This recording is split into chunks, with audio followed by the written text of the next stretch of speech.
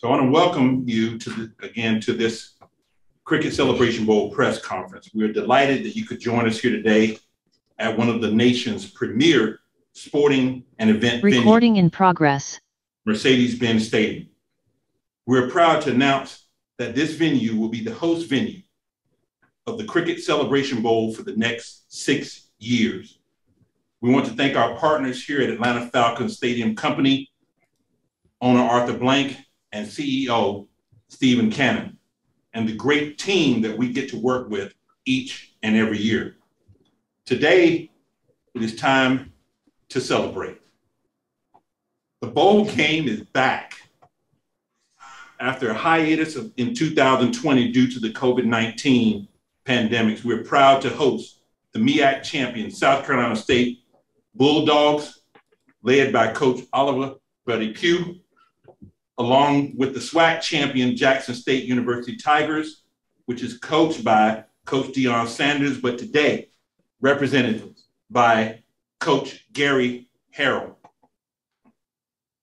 Each of these teams received their first invitation as their conference champions to compete in this year's game. Both teams arrived with undefeated records in conference play. Both head coaches were awarded Coach of the Year honors by their respective conference. Both teams have storied histories, and both universities represent the finest in academic excellence. It's time to celebrate. What can we expect from this year's bowl week? Not more of the same for sure. We're proud that Delta Airlines will provide charter flights to ferry the teams in and out of Atlanta. They will be welcome to Atlanta on Wednesday with a taste of the Celebration Bowl presented by the Coca-Cola Company at the World of Coke.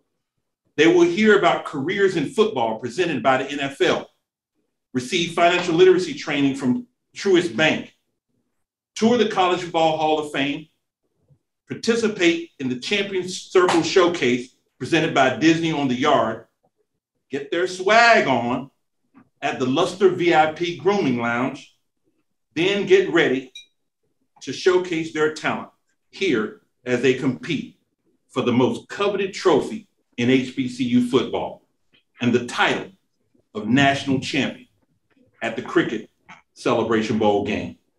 On Friday of Bowl week, we will honor the transition of Dr. Dennis Thomas, who served as commissioner of the MEAC conference for 20 years. Dennis, thank you for all you have done to impact HBCU athletics and student athletes. You're honored. We honor you. And we welcome Commissioner-elect Sonia Steeles. We look forward to your leadership and working with you and your institution leaders. Thank you. The SWAC will host its Hall of Fame induction ceremony. The conference is led by Dr. Charles McCullough, whose vision has been transformative. Thank you, Commissioner, for your leadership. Saturday morning, you're in for a treat. The Marching 101 and the Sonic Boom of the South will face off in the first Cricket Celebration Bowl Band Jamboree at the Coca-Cola Fan Experience. Music, food, activations, and the debut of Walt Disney Company's Drum Major Mickey. All capped off with a performance by Big Boy from the Atlanta-based hip-hop group Outkast. So it's time to celebrate because a champion will rise. And I'd like to ask Dr. McClellan and Dr. Thomas if you come up for a photo op. Thank you.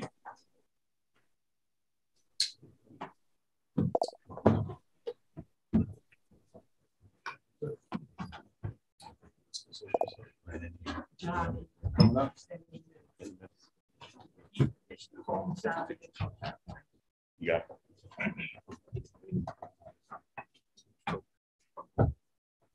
Yes, sir. Can we get all of this? Yes, sir. Yes, sir.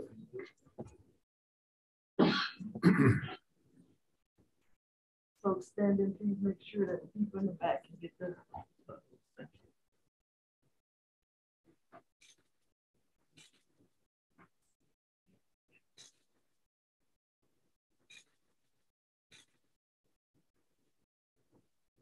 Thank you. Thank you. And now, I'd like to welcome to the podium Sam Crenshaw, my friend, and a legend in sports. Sam has been in Atlanta media covering sports for years and is currently with 92.9 The Game. He is a reporter for ATL 26, City Channel 26, and is a broadcaster for Georgia State Athletics. As a member of the Georgia Public Broadcasting Sports Crew, Sam serves as an analyst in sports programs and serves multiple roles for high school football and basketball state finals. Join me in welcoming Mr. Sam Crenshaw.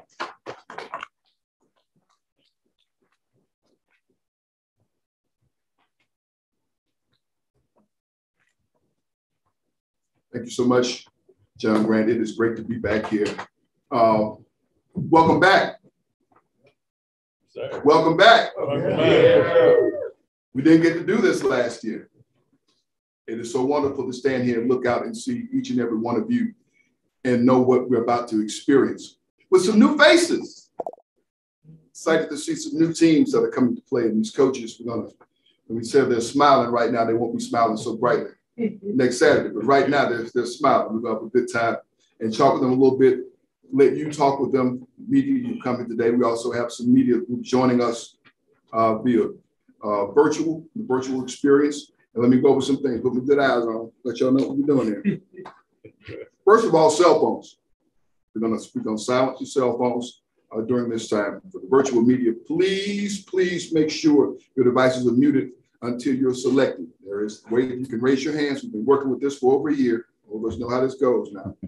So once the Q&A begins, use the raise your hand button to ask questions. And the virtual moderator will unmute your device. You'll be selected to ask your question along with those who are assembled here at Mercedes-Benz Stadium. I want to remind everyone a couple of other things. When you are called on, be sure to state your name and affiliation prior to asking your questions for our coaches that are here.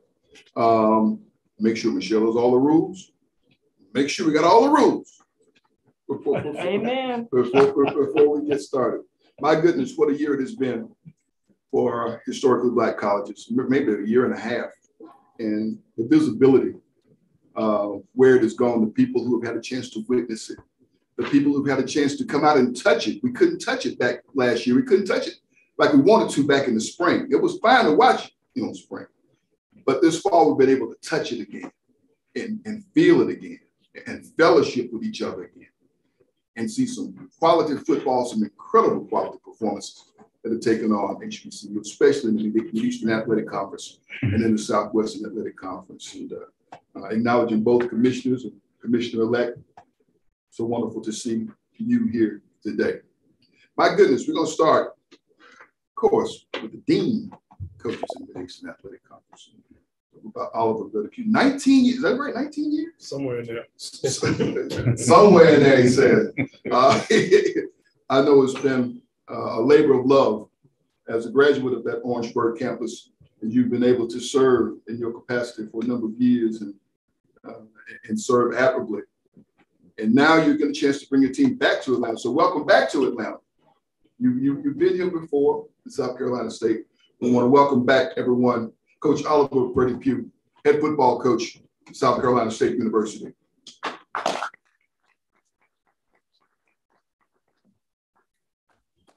Thank you, Sam. Good evening, everybody. How are y'all? Good, y'all. It's been a long time coming. I've been trying to get to this thing for about 10 years now. Actually, the Celebration Bowl's idea is actually the baby of our commissioner, Coach Dennis Thomas. And I can tell you that I fought for a good many years to keep this thing from happening.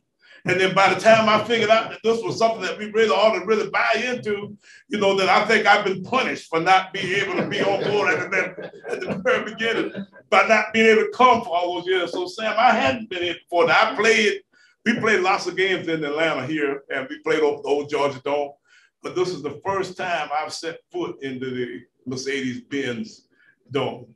And I can tell you that I'm awfully excited to be. It's been a long year. It's been a long time. we've been going through all kinds of pandemics and what have you. This is our 16th ball game in this calendar year. If you can imagine that. We went through the spring where we played 4 games. We started off with Alabama A&M. Then we came back in the fall and came back and played Alabama A&M again. I don't know exactly, who we played and when and where and all that kind of stuff, but it's been a long, long, long year. But we were able to get through it all and eventually get to the point where we were into our conferences race, and then we were able to actually get into our conference and win our league. So I can tell you that it was really an exciting year for us. The South Carolina State entire fan base, is energized and excited as I've ever seen them. And, we look forward to, seeing if we can pack this place. I'm hearing that we've got over the 40-some-odd thousand range sold tickets already. And, I'm excited by the fact that we could be involved in a game that's got that kind of excitement and that kind of stuff. Jackson State, Coach Harrell, Coach Sanders, I wish you were here. Congratulations, guys. You've done a marvelous job of getting everybody excited about HBCU football this season. And, we like to be a part of that deal in a way where, we get a little bit of that luster off of you guys too. So, this whole thing comes together in a way that I think can really, be something special for years to come. So I'm looking forward to it. And, we've got with me today here from the South Carolina State side, I got my boss, Coach Stacy down back there. Stacy, stand up so they can see you. And the rest of our staff guys, y'all stand up and get these guys, all these guys who work their butts off to make our year happen. It's been a wonderful year for us at South Carolina State, and I can tell you that we are ready to come in here and get after these guys. Okay, how about that deal? But now at the same time, you got to bring something to get some. So at the same time, I got to put our fan in the doggone rig too, to see if we can keep it and bring it back home with us. So we're excited about the whole deal and looking forward to it also. I'm gonna sit down before I incite you guys to want to get after us any more than I have already. And at that point, then guys, y'all can ask some questions. Thank you very much. And Sam, is that it? Is that enough? Sit down. Thanks so much.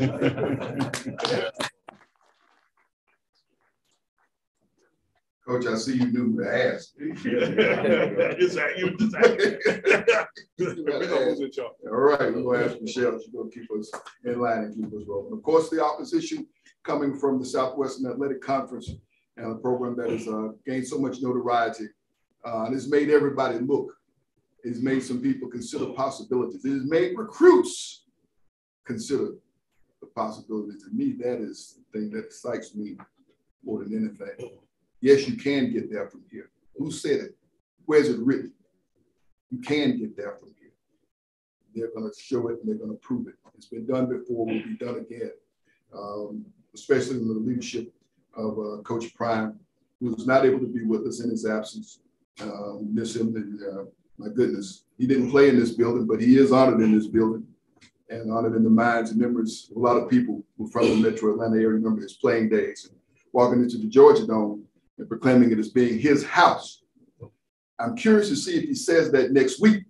And I'm not the only person who think he might say that next week. We're going to see that. But first of all, we're going to call on Coach Gary Harrell, who has MEAC roots. Howard Bison. Yeah. That's right. He does. Notice the commission is acknowledging that. We're going to call up Coach Harrell come over and tell us a little thing about this season, the magical season there at Jackson State. Coach Gary Harrell. Thank you. Thank you. First and foremost, I want to give thanks to the Lord and Savior Jesus Christ for giving an opportunity before you as we move forward. I want to thank the Cricket Celebration Bowl official, John Grant, for all that you do, the city of Atlanta, Mercedes-Benz Stadium, also the Atlanta Falcons, and all those who helped this wonderful event.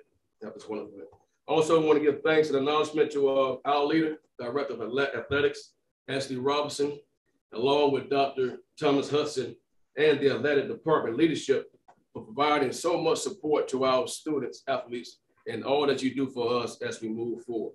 And also want to get an acknowledgement to our Director of Football Operations, Latoya, and Dennis, our SID. But also want to give thanks to our football students, our student athletes, our football team, our players, our coaches, because we came in here knowing what we had to do. We came with the belief, I believe, that Coach Prime put forth, and we put one foot forward, and we just move in that direction. But it took a lot of hard work. It took a lot of belief, and that's where we are today. We believe that we are destined to be champions. We believe that we are destined to create young men to propel themselves to greatness, and we're going to stay on that path with the leadership of Coach Prime.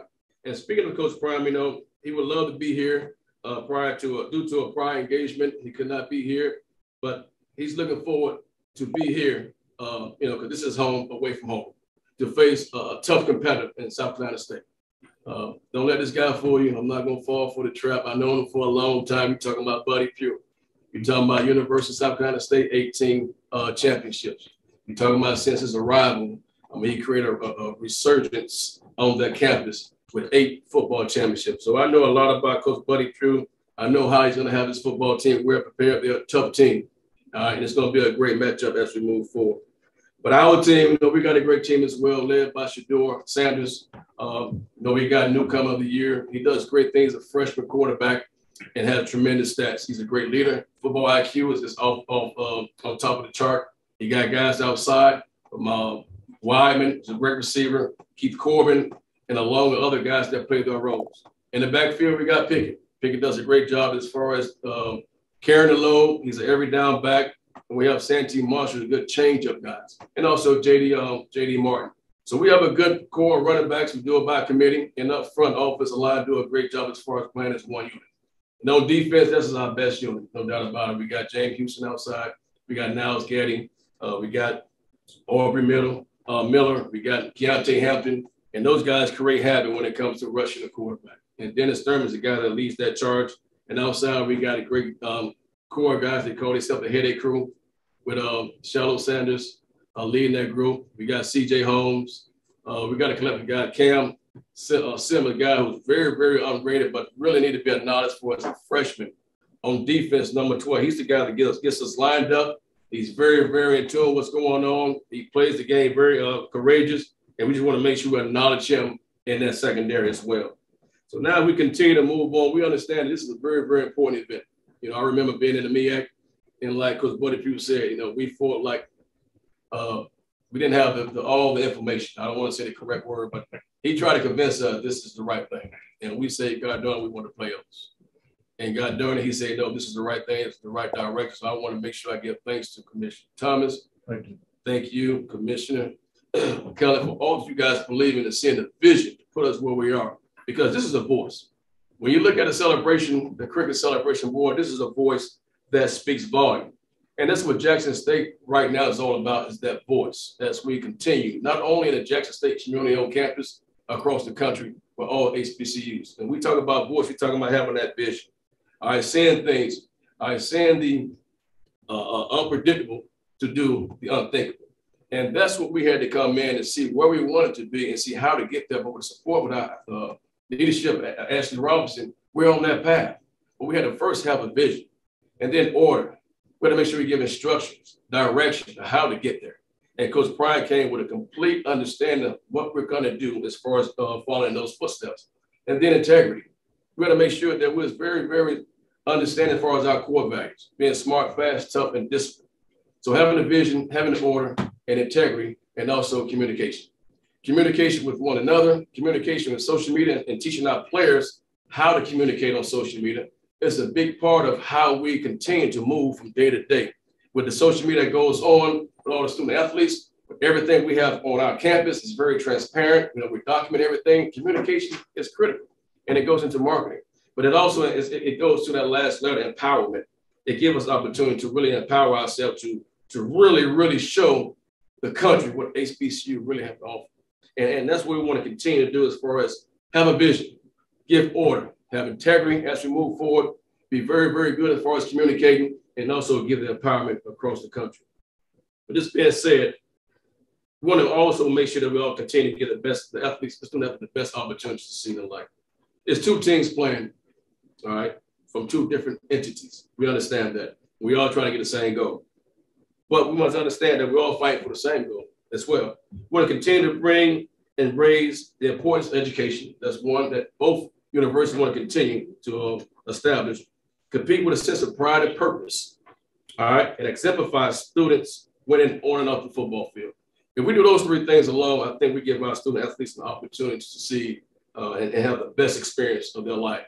And that's what we're all about, as far as giving that experience with the partnership of this cricket celebration bowl. This is a wonderful, wonderful experience for our kids. I told myself when I was head coach at Howard, I would never attend this event until I'm playing this event. I couldn't resist. I couldn't get there, so I came like for 2 years. And how it's exemplified on TV, how it's marketed, I mean, it is A1, top of the notch to how things go about it. And I'm so proud of where we are as an HBCU as we continue to move in that path. So let's continue to raise our voice. All right, let's continue to raise our voice. Let's continue to empower our student athletes to greatness. And Jackson State, Deion love. We look forward to next week. We look forward to next week.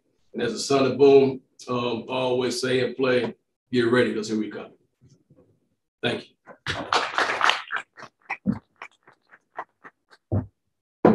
Oh my, there's a lot going on, and there's a whole lot to digest from what both coaches have laid out for us. We're going to open it up to the media in just a moment. We had a reason to celebrate here in Atlanta a few weeks ago. We actually won a championship. Braves won the World Series, had parades, had 2-3 parades. And we don't get to do that here in this town very often, but we're going to finish up this year with a whole different celebration, the Cricket Celebration Bowl.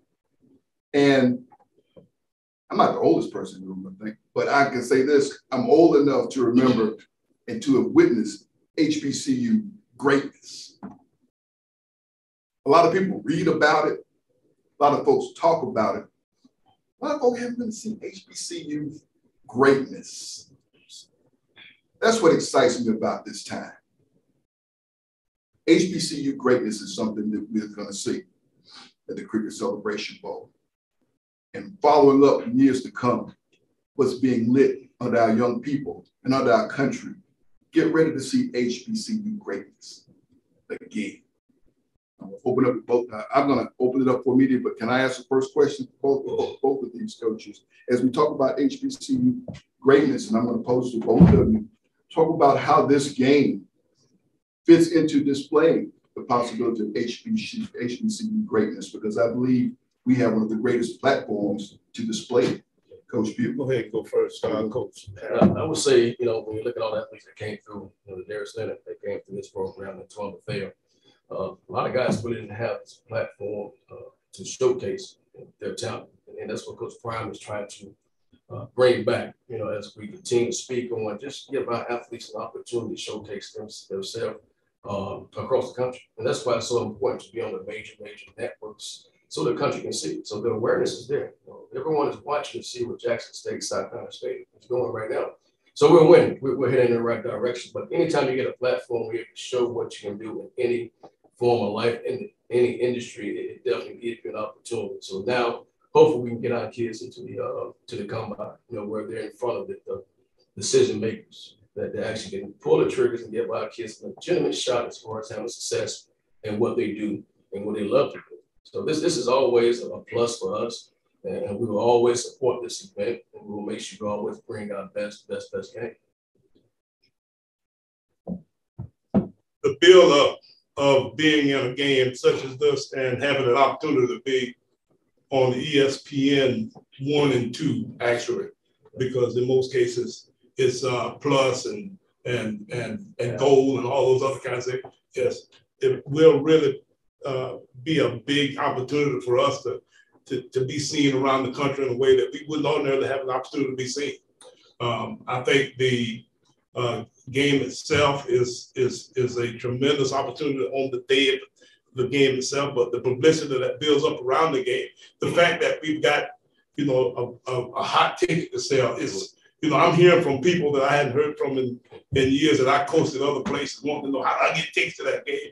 I went on the site and I couldn't get tickets, that kind of stuff. So, the notoriety that we are coming, that we are building from, the hot ticket and just the general build up in the way that we've got, so much excitement going, I think is really something that we can actually capitalize on, that will give us an opportunity to develop and do all kinds of things, everything from increased enrollment at our universities to, generally just build some good positive vibes about ourselves.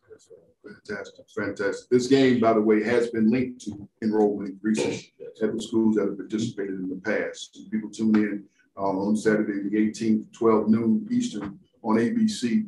They'll get a chance to see that. Also, I'm going to plug for 92.9 The Game. Found out today that we will be airing the game locally on Sports Radio 92.9 The Game, strongest signal for sports talk or sports broadcast in this state. Will be carrying the Cricket Celebration Bowl this year. All right, we want to open it up to media. Michelle, we're going to start first in time. We want people to raise your hand, state who you are affiliated with, and get your question. Which one are you taking first? Right here. As you heard, excellent sports and entertainment. This question for Coach Q. Was celebrating greatness. I want you to talk about the defensive player of the year, Kobe Durant. The Kobe Durant is a defensive back that when you think of defensive backs, you think of skilled guys who can run and jump and knock balls down, that kind of stuff. Well, the Kobe is kind of the mentality of a defensive tackle. He's a tough guy, who can, get in the middle of all of the different kinds of screens and perimeter throws that they have in the game, that you see in the game today, with the game being so spread out, and make plays out there in a way that he can minimize damage in a way that you don't get big plays against him. So, we didn't see a lot of attempts against him this past year because people kind of sort of got the message, that this might not be the guy that you go over there tackling, messing with. I think he had 2 or 3 interceptions against one team early in our spring season this past spring. So, he's a guy who can make all the different kinds of plays, and he's also a tremendous student athlete. He's in graduate school now in his second semester of grad work and can finish his master's this spring, although he will probably be out going to the combine and those kinds of things this spring. But at the same time, he's a tremendous athlete who can also be, a tremendous active guy as far as toughness is concerned. Tyler, go ahead. Hey, this is Tyler Carr with HBCU Game Day. My question is for Coach Pugh. You guys had a little more time to prepare. You kind of had that period where, 50-50, we'll say, that you do Jackson State's possibility. Could you tell us how you prefer? Like, do you like that amount of time to prepare, or would you, can you get too much rest in a period like this? I don't know if you can get too much rest. We took a couple of days off. We had a long season. This is our 15th game, I said earlier, this year. So it's been a lot of ball play, in Orangeburg. So, we were looking for an opportunity to kind of settle in a little bit and give our guys a little bit of a break away from the game. So we took a week off. And then from there, we went back after it. And even at that point, we only going about 3 days a week. This week, we're going 4 days. But, it's a situation where, you got to find your happy medium. This is the first time we've done it, so I don't know for sure, if we're doing it exactly right. We're trying to figure some things out as we go. But I can tell you that we've tried to do our very best of making sure that we got enough work in to make sure that we were prepared, but not too much work in that we start to wear our guys down with this long season that we've had. The next question will come virtually from Jeff Hartzell. Go ahead, Jeff. Hey, Coach Pugh, it's Jeff Hartzell from the Post and Courier in Charleston. I'm wondering if you've ever met Coach Prime before, and what do you think about matching wits with him in the bowl game? I've not met him, but I've watched him from afar for many years. I can remember being on the sidelines at a Florida State Clemson game years ago as a high school coach. Seeing these guys run around, and he's out there having fun and running and jumping. And I've been to a Braves game or 2 in my lifetime. I'm a tremendous Braves fan. So, my guys tell me at work, say, you can tell whether or not the Braves won or not by coach's move today. So, he's, a guy that I've admired from afar from a long time, and, both as a football and a baseball guy. Coach Harrell, Manuel Blaze from Next Level Sports and Entertainment. What was the difference besides the athletes that y'all got in from the spring that y'all played to what y'all did this year? Where it looks like it was a different attitude. What was the difference as a team that y'all put in place from the spring to this fall? Emmanuel, great question. I think from the spring, we were trying to get in and get established of the type of athletes that we had in the program. So we're trying to match up scheme and personnel with those guys. We had success early. Then we kind of fell off towards the end of the losing streak. But we want to make sure that we get the right fit. And when you go through a COVID year pandemic, and Coach Pruitt probably can attest to it, you don't really get a chance to sit down and meet the individual. You don't get a chance to look them in the eyes and make sure that he's the right fit for your program. So a lot of guys that we did bring in, probably not a good fit for what we're trying to get done. We're talking about smart, fast, tough, and discipline. But you have them on your campus. You just try to get through the season with the guys that you have. And so the guys we're recognizing, because Prime always says it's like a 60-40. Guys, 60% guys is bought in. There's another 40% that's not bought in. We always try to increase that number. So that 40-30%, we try to make sure that we somehow, because the NCAA, make no doubt about it, you have to be able to recruit and retain. So once you own those students, you want to get them through and make sure that you're ready for getting a degree. But we still got to find the right mix of student athletes going to do the right thing, being on time. We're very, very strict when it comes to anything. Having on the same exact socks. If we don't have on black socks, you go in the locker room. Everyone has to look the same. So we try to stick to our plan, and we just continue trying to get the right mix of young men that's going to buy into what Coach Prime is trying to preach. And as you can see, we're having some success because every week there's some adversity. We're playing some good teams. There's some great teams in the SWAC, but it's a team that's going to be the most disciplined for 4 quarters. And we have yet to play our best game, and we're looking forward to that as well. Travis McGee here, Sports Talk Headline on the Never Had So Good Sports Media Network. I want to ask both coaches. I used to play football here at Morehouse College, and I know how it is to showcase this talent during this football game. Talk to me about the excitement that you all have with this talent being showcased. I'm going to start with this game, with this bowl game. I'm sure we're going to have Black College Football Hall of Famers in it. It's going to have College Football Hall of Famers in it. It's going to have players go to the next level. Talk to us about how this game will showcase that, and it will help you recruit. I would say, I'm an HBCU guy. So, coming from Howard, Morehouse was definitely a game that we showcased to generate excitement on campus and across the country. Hamilton was another university. So you try to find those marquee matchups. But I think this was something different. This one is a little bit more special because of the magnitude and the expectation that everyone is waiting to see. Everyone is waiting to see what's going to happen. And that's the unknown factor that's drawing everyone to this game. And I think we're doing a good job, both university and those involved as far as the marketing, creating that energy, creating that passion for folks to come out. You can tell by the ticket sales. But yes, it's going to be individual in this game that's going to play on Sundays. It's going to be some guys get drafted.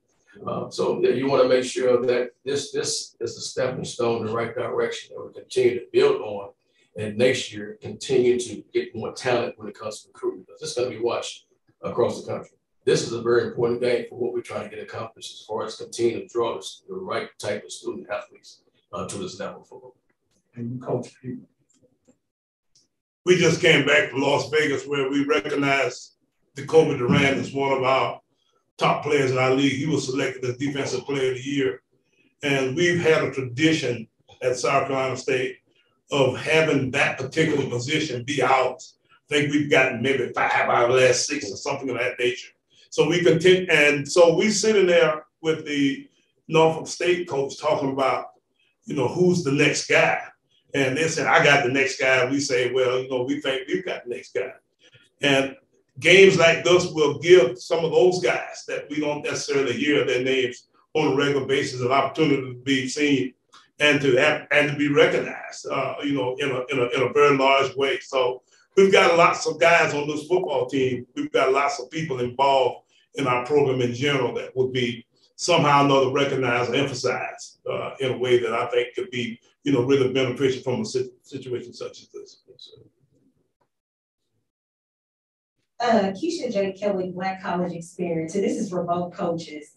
You both say you fought against this actual Celebration Bowl, and now that you're here, how are the players feeling in locker room? How are the guys feeling now that they're going to all be coming to Atlanta? I would say our players feel very excited about the opportunity, And when we fought about it, it's just a competitive spirit in the coaches. We always wanted to see how far we can go to match up against other universities, other football teams. But for us, Jackson State, we have a lot of guys that really come from different levels. that's still learning the HBCU culture. So they don't really know about this. You know, we travel to Southern.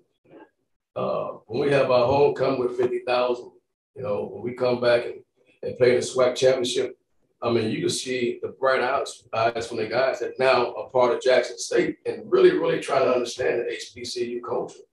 So for our guys, it's a game that they understand the magnitude, but I don't think it really hit them to understand what they're about to be facing until they actually get here in Atlanta and go through all the necessary things to prepare themselves for the game. And, you know, it's bigger than the game. It's all about all the experience, everything that we had to set up around the game, things that we have involved with the community. The game is the game. But once we get here and get a chance to get the guys to understand the city of Atlanta and all the events that's around the game, that's the most important part. Next question will come from virtually James Hill.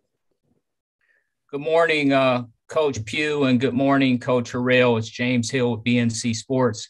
When we look at the renewed conversation of quality human beings and NFL Hall of Famers and coaches and everybody coming back home, so to speak, and coaches who have never left the HBCU experience, can you just talk about being a part of that legacy, why this game is so important, and it's a beautiful thing for the youth going forward? Well, I can tell you that having been at South Carolina State now for like 20 years, I think I've been there a little bit over 20 years now. And this is actually my second stint there because I spent another 7 years there as an assistant. So I've either been a high school coach or a coach at South Carolina State. Now, I did spend about 5 years in the SEC, so I guess those guys play a little bit of football there too. But at the same time, I can tell you that I've had a tremendous experience being in this league for the amount of time that I've been in this league. And I can honestly say that we've had about as much excitement around our program this year.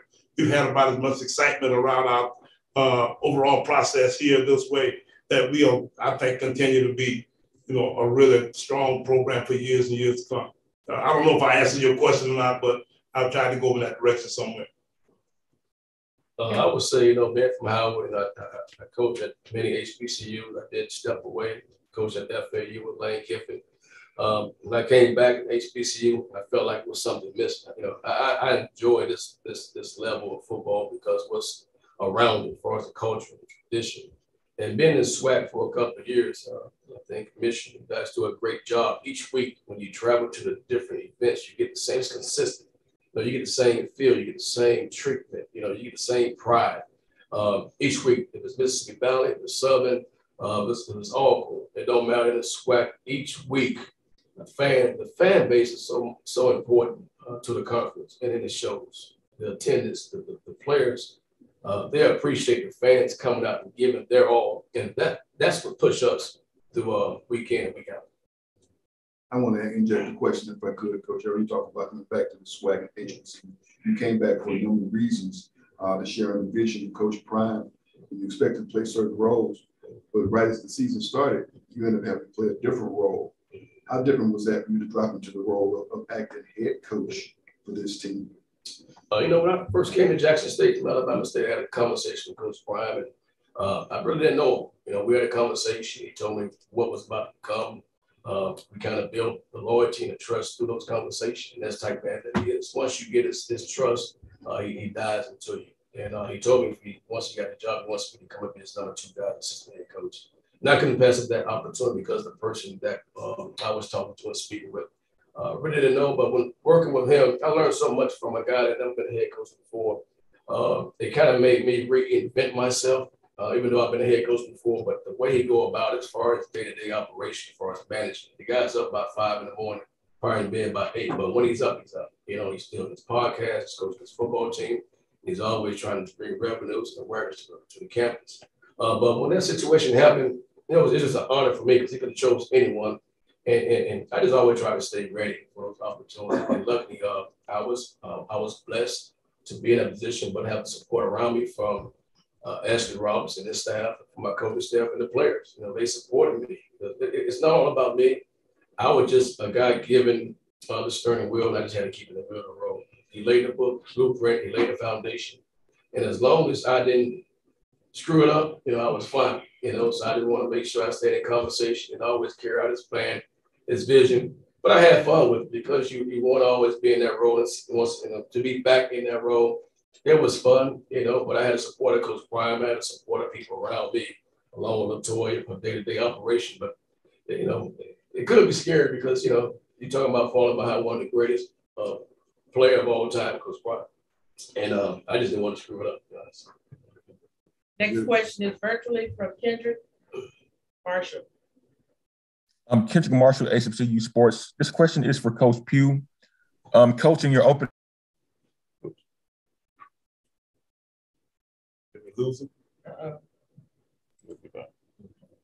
Sorry about that. I got muted. Yeah, this is for Coach Pough. In your opening statement, you mentioned how you wanted to not support the Celebration Bowl when the idea first came to fruition.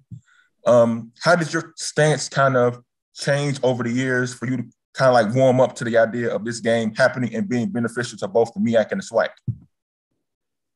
Well, it was obvious, I think, from the very beginning that this was something that should have been.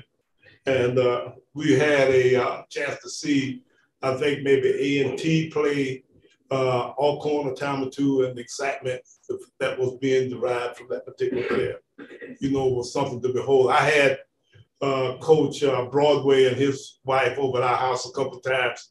And, you know, they've got everybody in my household juiced up about what's going, you know, how great an atmosphere and all the different kinds of things that are going on, you know, at the different affairs that they enjoy having, you know, taking a part in. So it's been, you know, a pretty obvious affair at this point that you know for sure that this is something that's going to be, you know, bigger and better, you know, as we continue to build. So it's building at a rate right now where it's moving at warp speed, I think, at a rate, at a place where, you know, we'll have maybe, you know, this place fully sold out in another couple opportunities this way.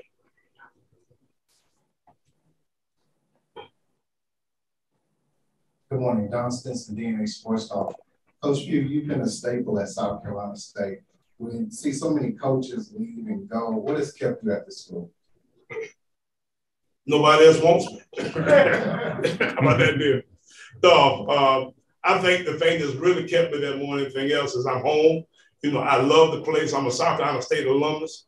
You know, it's grown in me in a way where, you know, I just enjoy going every day. You don't ever have to worry about, you know, trying to figure out, you know, where Coach Pough is. You can pretty much find him in his office or somewhere there close by the building because I just get so excited every day by going to work. So, you know, I've been away now, and I'm sure the people that's with me are getting to be miserable because they've been with me for about 3 or 4 days now, and I've been away from my guys. And I can tell you that I hadn't missed a practice in a lot of years. So, you know, it's a situation where, you know, I'm hooked, and, you know, I'd like to continue to do this for as long as I can. Question from virtual, Gene. Hey, buddy, this is Gene Sapicott from the Charleston Post and Courier. Congratulations to you and the Bulldogs. What do you think about the future state of HBCU football? Do you see some more schools leaving all HBCU conferences like A&T and Hampton have, or, you know, do you think HBCU conferences are going to just get stronger with coaches like Deion Sanders and Eddie George and all the great publicity that has brought this year? Well, I think there's room for all the different schools of thought. You know, you've got some schools that want to go more mainstream, and some of us who enjoy staying, you know, in our traditional HBCU leagues that way. So, you know, I think you'll have a sprinkling of both. I don't necessarily have an exact plan for what will be best for, say, for instance, the MEAC, because you know, our numbers are down as far as football playing schools are concerned. But I can tell you that we seem to like doing, you know, what we're doing, and I think we'll continue to go that way. Last question. Good morning. My name is Kanika Veras with Next Level Sports and Entertainment. Being the only minority-owned sports network, we passionately support HBCUs. With the atmosphere and the awakening of 2020, George Floyd, and the civil rights movement, do you believe that has empowered your teams? And have you had a sit-down discussion with your teams to talk about the cultural importance of HBCUs? And this question is for both coaches. Well, spoke to the team about that situation. It was pretty much getting the team intact when that situation occurred. A lot of things we spoke on as far as make sure they understand how to conduct themselves in certain situations, and just try to use the situation to, once again, to empower themselves to make a change. It was an unfortunate situation. It definitely impacted not only our student athletes, but a lot of folks across the country. And just try to make sure you understand as far as how to go about maneuver in those situations. And you know, it's tough. You know, it's a tough situation. We understand that, but we just always try to educate our guys on not only the George Floyd situation, but just how to handle authority. You might be driving down the street, get pulled over by a police officer, and just be somewhat compliant to make sure that you get home safely. And that's one thing Coach Brian preach on. Anytime we get a break, Christmas break, any type of break, just make sure you don't do anything detrimental that can harm yourself. And we always want to make sure we get our kids back safely. We have a Bulldog Experience session every so often to have an opportunity to talk about whatever is current, you know, in affairs at that point. Our plan is always to involve our young men with people who, you know, have had different varied experiences and have had opportunities to do certain things. Most of our guys that we bring in have some kind of connection. We have doctors and lawyers and preachers and teachers and all kinds of folk who are in the immediate area, sometimes who come through from various places that we allow to stand before our team and have certain conversations about current event topics and sorts, you know, whatever they may be.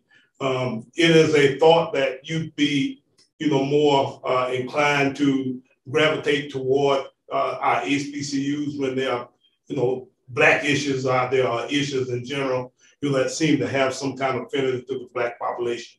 You know, that way, you know, we try to do our very best of making our guys aware and give them an opportunity to be able to, you know, have discussions about what might be and what ought to be. And, you know, in those particular cases, we try our best to try to, you know, drive our guys as best we can toward being able to be successful, you know, in this life of hardship and issues that we have in our general population today. What a time for this game. In the midst of having a movement that your young men had a chance to witness personally, and what they're doing, and those who are making the choice to follow in their footsteps and play their college football, and also participating in that movement. I want to thank everyone in attendance for your participation in our Q&A session with our coaches. A reminder for all the media here, to make sure I get it right here, credential application to cover the Cricket Celebration Bowl will close on Friday, December 10th. So please submit your applications via the online portal at the Celebration Bowl. Also, tickets are still available there on you go to celebrationbowl.com. There are about 1,000 left. So that's it. They need to go get them. People calling me up for tickets. I ain't got them. They need to go ahead and find them on here, because it's going to be a great game to be here. Once again, December 18th, 12 noon Eastern, going nationwide on ABC. It is the Cricket Celebration Bowl, South Carolina State against Jackson State. Should be a wonderful time back here in Atlanta, as once again, a champion will rise. Thank you, everybody.